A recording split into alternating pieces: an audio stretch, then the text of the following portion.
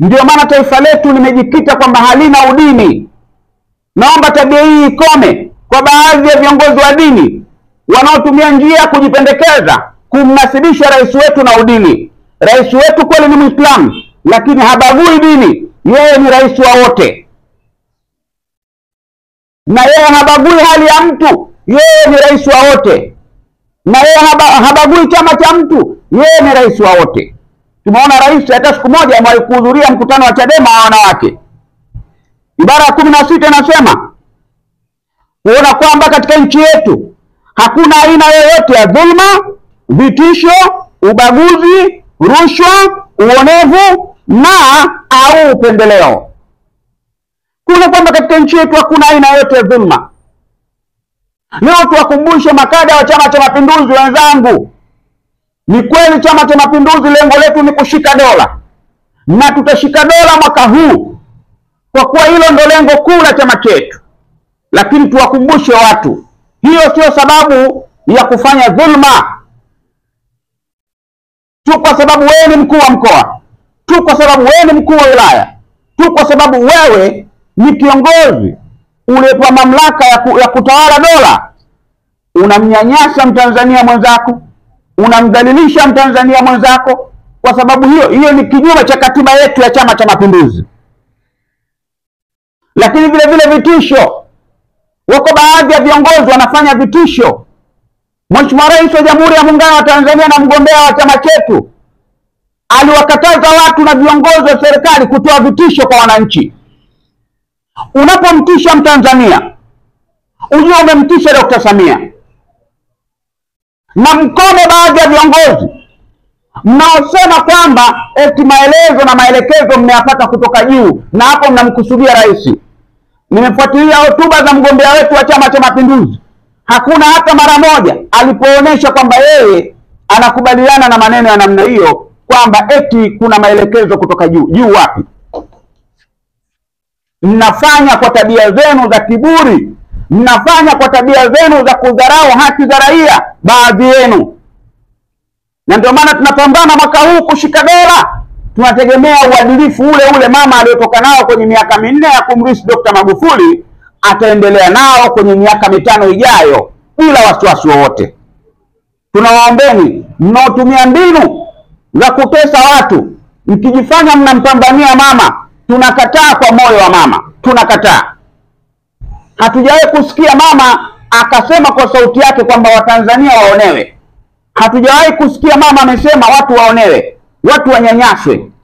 Kama unanyanyasa kwa roho na moyo wako mbaya. Ndugu zangu wa Tanzania, malaika, majini na wanadamu, katika ibara ya 17 ya Chama cha Mapinduzi, kifungu cha 17 ibara ya 5 inasema dhumuni la kuwepo Chama cha Mapinduzi kuendelea kupiga vita ukoloni mamboleo, ubeberu na ubaguzi wa aina yoyote. Ukoloni mamboleo ni ule mtu mwenye tabia, ni kiongozi wa Kiafrika, ni kiongozi Mtanzania, lakini ni mkoloni. Amri, vitisho, lugha isiyokuwa na staha. Leo tuna baadhi ya viongozi tunawashuhudia matamko yao, halafu wanajinasibisha eti wao wanampenda mama yetu. Huu moyo wa mama msiutie dosari. Mnaojifanya kuwa ni washauri wa rais wetu, tafadhalini, kama mna mioyo mibovu, kaeni mbali na rais wetu. Rais wa nchi ni mali ya watu wote. Usijishaue, usijivarague, usijidai. Kuna nguvu ya Mungu ndugu yangu. Unaweza ukamdhuru mwanadamu mwenzako leo. Mungu unamweza? Mungu unamweza? Tunakuuliza wewe bwana mkubwa au wewe bidada? Mungu hawezekani. Ndio maana leo waasisi wetu wa taifa hili wametuletea katiba ya Chama cha Mapinduzi iliyokuwa nzuri sana. Kwa hiyo katiba hii ya Chama cha Mapinduzi inapinga ukoloni mamboleo, inapinga ubeberu na ubaguzi wa aina yoyote. Ibara ya 18 ambayo imesema kuimarisha uhusiano mwema na vyama vyote vya siasa vya nchi nyingine vyenye itikadi kama ya Chama cha Mapinduzi ambavyo kweli vinapinga ukoloni mamboleo, ubeberu na ubaguzi wa aina yoyote.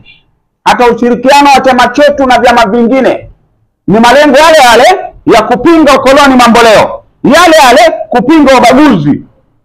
Kuna watu leo wachaanza kusema maneno yao ya hovyo ya kujifadhilisha kwamba kuna tabaka fulani la tabaka la wenye nacho na tabaka la wasiokuwa nacho.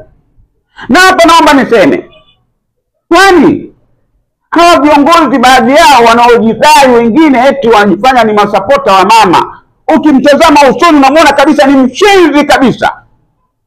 Yeye usoni unamuona kabisa huyu mbona ni mtu mbaya sana. Tafadhalini msimtie doa na dosari rais wetu. Huyu ni mama. Taifa letu kutawaliwa na mama ni baraka. Tunajua huruma ya mama ilivyo. Msijifanye nyinyi ni washauri mnayajua sana mambo mkamharibia rais wetu, mkamfanya penginepo rais wetu awaumize raia wake. Hatutakubaliana na jambo la namna hiyo. Kama mtaumiza watu kwa kuwa mmepewa dhamana ya vyeo vyenu, watu wanaweza kufa, lakini jua na wewe hautaishi milele. Kama umemuua mtu kwa risasi, umemuua mtu kwa kumteka, jua na wewe ipo siku utakufa, hata kifo cha maradhi ya kawaida tu, lakini kifo ni kifo. Tuweni makini kwenye hilo. Ndugu zangu, nayasema haya baada ya kunukuu katiba ya Chama cha Mapinduzi vizuri. Allah anasema katika Qur'ani kwamba ameharamisha, wala taqtulu nafsa allati harrama Allahu illa bilhaqi, usiiue nafsi ambayo Allah ameiharamisha isipokuwa kwa haki. Kama aliyeua auawe. Lakini leo mtu anaona kumuua mwanadamu mwenzake ni jambo la kawaida tu. And do not kill the soul which Allah had forbidden to be killed except by legal right. Na mmekatazwa kufanya mauaji ya nafsi iliyokuwa halali, iliyoharamishwa, na mmekatazwa kwa namna moja ama nyingine kuiua nafsi hiyo, isipokuwa ile ambayo inahalalishwa kuuliwa. Kwa sababu gani? Aliyeua anauawa, na sheria zetu aliyeua ananyongwa baada ya rais kutia saini. Ndugu zangu, tusifikie hapo. Na Mungu anasema, na wala msiwaonee watu, msiwanyanyase watu kwa kufanya ufisadi katika dunia.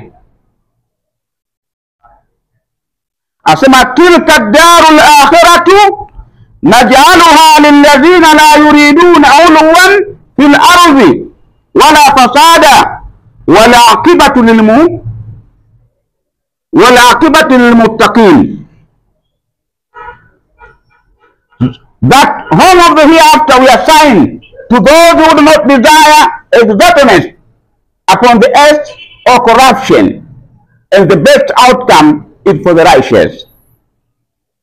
Hayo ni hiyo akhira, hiyo ni nyumba kwa wale ambao, hiyo akhira hiyo watahukumiwa wale ambao hawakutaka kufanya wema katika dunia na wakafanya ufisadi katika dunia. Lakini yaliyo mazuri kwa wale ambao watamfuata Allah na amri zake nzuri, watapata matokeo yaliyokuwa mema kwao. Sasa kwa wale wenye kufanya ufisadi wa kuwateka wenzao, kuwaonea wenzao, kuwaumiza wenzao, dhahiri malipo yao kwa Mungu akhira ni makubwa. Innama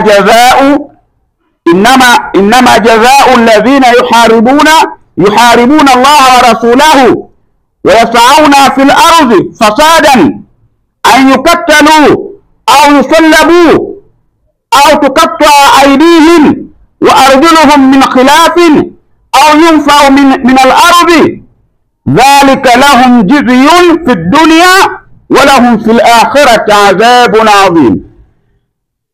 Indeed, the penalty for those who wage war against Allah and His Messenger and strive upon earth to cause corruption is none but they be killed or crucified, or that their hands and feet be cut off from opposite side. Dhahiri inadhihirishwa kwa wale wenye kufanya ufisadi katika dunia, ambao wamefanya uhakiki wa nafsi zao kupigana vita na Mwenyezi Mungu na mtume wake kwa kufanya ufisadi duniani. Kufanya ufisadi mojawapo ni kuwateka watu, kuwadhulumu watu, kuwapoteza watu na kuwaua watu.